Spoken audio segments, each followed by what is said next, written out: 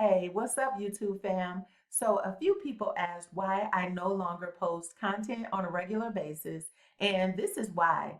My channel is probably gonna transition into a futures trading channel, because this is really what I'm laser focused on right now. With the economy as crazy as it is, I know for sure that I can make good money with trading and I don't have to deal with a lot of people, right? A lot of people doing me wrong. If y'all want to join the free community that I'm starting, if you just want to learn about trading or if you're just curious, click on that link below.